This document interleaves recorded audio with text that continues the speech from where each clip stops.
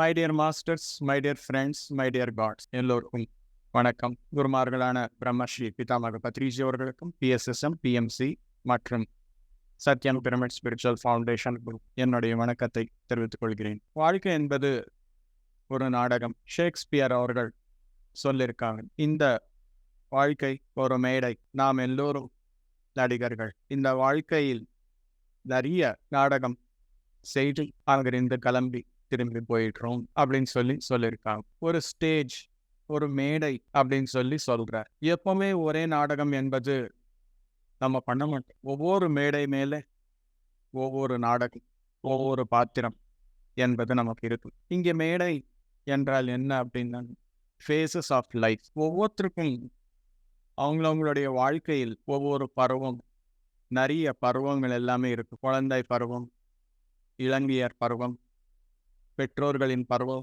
அதானதுக்கப்புறம் மூத்த வயசு வந்ததுக்கப்புறம் அந்த வாழ்க்கையுடன் தனிப்பட்ட பருவம். இந்த மாதிரி நம்முடைய ப்ரொஃபஷனுக்கு சம்பந்தப்பட்ட நிறைய பருவங்கள் இருக்கும். நம்முடைய ஏஜுக்கு சம்பந்தப்பட்ட நிறைய பருவங்கள் இருக்கும். ஒவ்வொரு நேரத்திலையும் ஒவ்வொரு பருவம் என்பது நமக்கு வாழ்க்கையில் அனுபவத்திற்கு வந்துக்கிட்டே இருக்கும். ஆனால் எவ்வளோ நல்லபடியாக நீங்கள் இந்த நாடகம் என்பது விளையாடுறீர்களோ அந்த அளவுக்கு நல்லபடியான உங்களுக்கு அனுபவங்கள் என்பது கிடைக்கும். எவ்வளோ உயர்ந்த அனுபவங்கள் நீங்க பெறுவீர்களோ அவ்வளோ மதிப்பு என்பது மேல உலகங்களுக்கு போனதுக்கு அப்புறம் இருக்கும். மேல உலகங்கள்ல எல்லாமே எப்படி இருக்கும் அப்படின்னா, இந்த பூலகத்திற்கு வரணும் அப்படின்னா எல்லாருக்கும் பயம், எல்லா ஆன்மாக்களுக்கும். எதுக்காக அப்படின்னா, ஒரு ஸ்ட்ரேஞ்ச் எக்ஸ்பீரியன்ஸ் இந்த பூலகத்துல அதை மட்டுமே கிடைக்கும் மாஸ்டர்ஸ். எதுக்காக அப்படின்னா, ஒரு ஆன்ம வளர்ச்சிக்காக இந்த பூலகத்திற்கு வரும்போது நான் ஒரு ஆன்மா என்ற உணர்வு மறந்து இங்க வாழ்க்கை என்பது வாழணும். எவ்வளோ கஷ்டமான ஒரு செயல். அதுக்காக அவ்வளோ சுலபமாக எல்லா ஆன்மாக்களும் ஒரு தைரியம் செய்ய மாட்டாங்க. ஆனால் நாம் எல்லோரும் இந்த நேரத்தில் இந்த பூலகத்தில் ஒரு பிறவி எடுத்து நாம் வந்திருக்கிறோம். அதுக்கு நம்முடைய தைரியத்திற்கு பாராட்டுகள் நாமே செலுத்தி, அது இல்லாம தியானம் வேணும் அப்படின்னு சொல்லி ஒரு முடிவெடுத்து ஒரு ஸ்ட்ராங் பிளான் ஒன்று கிரியேட் பண்ணி நாம் எல்லோரும் இங்கே வந்து தியானம் செய்து கடந்த பிறவிகளுடைய தியானம் எல்லாமே வாங்கி, நான் இந்த உடல் கிடையாது, இந்த மனம் கிடையாது, நான் புத்தி கிடையாது, நான் எதுவும் கிடையாது, நான் ஒரு ஆன்மா என்ற ஒரு உணர்வு அனுபவத்திற்கு கொண்டு வருவோம் பாருங்க. அது உயர்ந்த அனுபவம். யாரெல்லாம் இந்த பூலகத்துல ஒரு சைவ உணவாளர்களாக ஆக்கி, ஒரு தியானிகளாக ஆக்கி, மற்றவர்களுக்கு இந்த ஆன்மா ஞானம் போதனைக்கிறோமோ அதுக்கு மேல உன்னதமான அனுபவம் எதுவுமே கிடையாது மாஸ்டர்ஸ். இந்த பூலகத்திற்கு வந்து நான் ஒரு ஆன்மா என்ற ஒரு உணர்வு நீங்க உணர்றீங்க அப்படின்னா, ஹையஸ்ட் பாசிபிள் எக்ஸ்பீரியன்ஸ் என்பது அதுதான். மேல உலகங்களுக்கு போனதுக்கு அப்புறம் கோடானு கோடி ஆன்மாக்கள் எல்லாமே வந்து உட்காருவாங்க. ஒரு பெரிய நிகழ்ச்சி ஏற்பாடு செய்வாங்க. இந்த ஆன்மா 50 வயசு வரைக்கும் இருந்து, 80 வயசு வரைக்கும் இருந்து, 90 வயசு வரைக்கும் இருந்து தியானம் செய்து எத்தனை அனுபவங்கள் வாங்கி, எத்தனை ஆன்மாக்களுக்கு தியானம் சொல்லி வந்திருக்கிறார். இவங்களுக்கு 3வது கண் அனுபவங்கள் இருக்குதா, இவங்களுக்கு ஆஸ்ட்ரல் டிராவல் எக்ஸ்பீரியன்ஸ் இருக்குதா, அந்த அனுபவங்கள் எல்லாமே கேட்கணும் அப்படின்னு சொல்லி கோடாறு கோடி ஆன்மாக்கள் எல்லாமே வந்து உட்காருவாங்க நம்முடைய அனுபவங்கள் கேட்கறதுக்கு. That is the graciousness of the meditator in the higher worlds masters. ஒரு மெடிடேட்டர் உடல் விட்டு மேல உலகங்களுக்கு பயணம் செய்து கொண்டு இருக்கிறார் அப்படின்னா அவ்வளோ டிமாண்ட் அவங்களுடைய அனுபவங்கள் எல்லாமே கேட்கறதுக்கு. எப்படி பேசுவார் அப்படின்னா, இவங்க பாருங்க, இவங்களோட பிளானிங்கே அற்புதமாக இருக்கு. 5 வயசுக்கு அவங்களுடைய பெற்றோர்கள் இவங்களுக்கு தியானம் சொல்லி கொடுத்திருக்காங்க. 6வது வயசுலயே இவங்க தியானம் செய்து அவங்களுடைய கடந்த பிறவிகள் எல்லாமே பார்த்து, என்ன சாகசமா பார்த்து 6வது வயசுக்கே அவங்களுடைய கடந்த பிறவிகள் எல்லாமே பார்த்து, அவங்களுடைய இசை எல்லாமே, அவங்களுடைய ஞானம் எல்லாமே திரும்பி ரீஆக்டிவேட் பண்ணியிருக்காங்க. 6 வயசுலயே அற்புதமான இசை, அற்புதமான தியானம். இதுக்கு மேல என்ன பண்ண முடியும்பா 6 வயசுல? எஸ், கிரேட்டஸ்ட் ஜாப் அப்படின்னு சொல்லி பேசுவாங்க. இது இல்லாம 10 வயசுக்கே தியானத்து சம்பந்தப்பட்ட நிகழ்ச்சிகள்ல மேடை மேல உட்கார்ந்து ஆன்ம ஞானம் சொல்ல ஆரம்பிச்சிருக்காங்க. தியான மகா யக்னத்துல அவங்களுடைய அனுபவங்கள் எல்லாமே பகிர்ந்துக்கிட்டார். எவ்வளவு தகுதி இருந்தால் அந்த மேடை மேல உட்கார்ந்து இவங்க பேசியிருக்காங்க அப்படின்னு சொல்லி பேசுவாங்க. என்ன பேசியிருக்காங்க அப்படின்றது கூடவும் அவங்க ஸ்கேன் பண்ணி அந்த விஷயங்கள் எல்லாமே எடுத்துக்குவார் மாஸ்டர். இது இல்லாம புத்தகங்கள், இத்தனை புத்தகங்கள் எல்லாமே வாசிச்சார். 15 வயசுக்கே மகாபாரதம் நூல் எல்லாமே படிச்சிருக்காங்க. அதுக்குள்ள இருக்கும் அனைத்து உள்ளர்த்தங்கள் எல்லாமே பார்த்திருக்காங்க. இந்த ஆன்மாவுடைய பர்ஃபார்மன்ஸ் பாருங்க, 15 வயசுலயே புத்தகங்கள் எல்லாமே வாசிச்சார். இவங்களுடைய பெற்றோர்களுக்கு நிறைய வணக்கங்களை தெரிவித்துக் கொள்கிறேன் அப்படின்னு சொல்லி பேசுவாங்க மாஸ்டர்ஸ். மற்ற ஆன்மாக்கள் எல்லாமே வாழ்க்கை முழுவதும் சைவ உணவாளர்களாக இருக்கிறார். இதுக்கு மேல என்ன அச்சீவ் பண்ண முடியும் அப்படின்னு சொல்லி பேசுவாங்க. புத்தகம் எழுதியிருக்காங்க, புத்தகம் டிரான்ஸ்லேட் பண்ணியிருக்காங்க, பிரமிட் கட்டிருக்காங்க, பிரமிட் தியானத்தை உலகம் முழுவதும் பரப்பணும் அப்படின்னு சொல்லி எவ்வளவோ முயற்சி பண்ணியிருக்காங்க.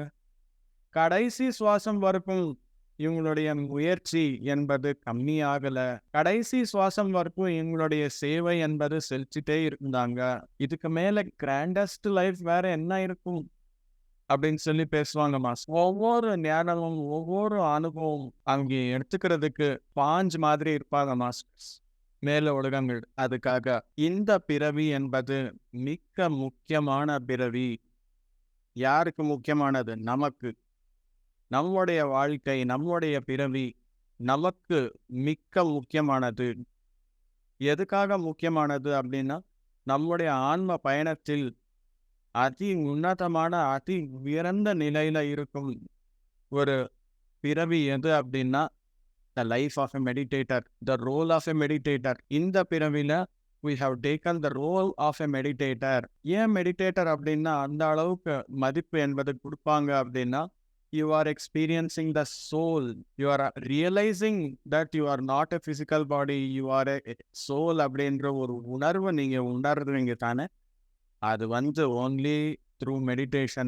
Only when you take the role of a meditator it is possible, my dear friend. அதுக்காக இந்த பிறவில நாம் எல்லோரும் என்ன செய்யணும் அப்படின்னா, நம்முடைய பிறவிக்கான தர்மம் என்பது செய்யணும். என்ன தர்மம் இந்த பிறவிக்கு? நமக்கு நாம செய்ய வேண்டியது, நம்முடைய இன்டென்ஷன், நம்முடைய சேவை, நம்முடைய செயல்கள் எல்லாமே தூய்மையாக இருக்கணும். You have to maintain the purity in word, purity in thinking, purity in doing the works. எண்ணம், செயல், சொல் மூணுத்திலுமே தூய்மை என்பது இருந்தால் உங்களுடைய பிறவி 100% சக்சஸ் ஆன மாதிரி தான்.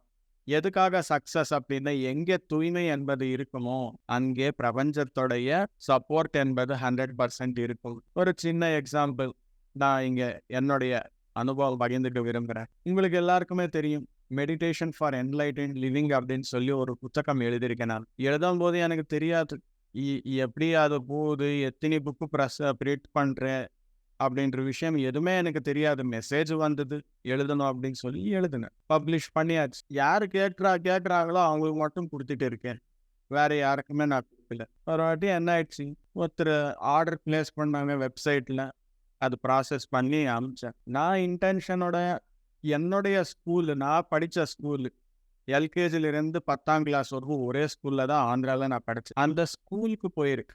நான் படித்த ஸ்கூலுக்கு நான் எழுதின புத்தகம் எனக்கு தெரியாமலேயே அது போயிருக்கு. அது பார்த்துட்டு அங்கே ஸ்கூல் அசம்பிளியில் எல்லாமே நம்ம ஸ்கூலில் படித்த ஒரு மாணவர் எல்கேஜிலிருந்து 10ஆம் கிளாஸ் வரைக்கும் இங்கே தான் படிச்சிருக்காங்க, அவங்க எழுதியிருக்காங்க அப்படின்னு சொல்லி நான் எழுதின புக்கு காமிச்சு. நம்ம ஸ்கூல் மூலமாக எத்தனையோ இன்ஜினியர்கள், எத்தனையோ டாக்டர்கள், எத்தனையோ லாயர்கள் எல்லாமே உருவாக்கியிருக்கிறோம்.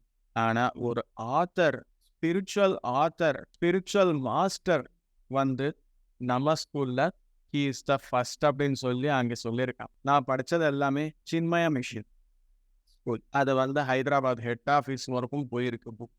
நம்ம school student, super senior student எழுதியிருக்காங்க அப்படின்னு சொல்லி ஒரு புத்தகம் அங்கே வரைக்கும் போயிருக்கு. அந்த விஷயங்கள் எல்லாமே எங்கள் கிளாஸ்மேட்ஸ்க்கு எல்லாருக்குமே தெரிஞ்சு 14 பேர் எங்களுக்கு அழைச்சி கொடுங்க அப்படின்னு சொல்லி கேட்டிருக்காங்க. ஸோ நான் எந்த முயற்சியும் பண்ணல. புத்தகம் எழுதியிருக்கு. ஒரு தூய்மையாக நீங்க எழுதும் போது, தூய்மையாக ஒரு செயல் செய்யும் போது, நீங்க செய்யும் அந்த செயலுக்குள்ள 100% எனர்ஜிஸ் என்பது இருக்கும். பிரபஞ்சத்துடைய சப்போர்ட் என்பது இருக்கும். நாட்டுக்கு அதே நடக்கும் மாஸ்டர். ஸோ ஒவ்வொரு பருவத்திலையும் நம்முடைய வாழ்க்கையில் 100% பியூரிட்டியுடன் நாம் என்ன செயல் செய்தாலும் அது நிரந்தரமாக forever it will be there for you. நீங்கள் என்னென்ன செயல் செய்கிறீங்களோ அதன் மூலமாக ஆயிரக்கணக்கான மக்களுக்கு it will be benefit. So my dear master, நம்முடைய வாழ்க்கை என்பது சாதாரணமான வாழ்க்கை கிடையாது. Life of meditators is a gift for our own self. இதை நம்புங்க. Meditate everyday, maintain the purity. ஆட்டோமேட்டிக்காக உங்களுடைய ஆன்ம வளர்ச்சி என்பது 100% இருக்கும் மாஸ்டர்ஸ். Thank you masters. எல்லோருக்கும் வணக்கம். நன்றி.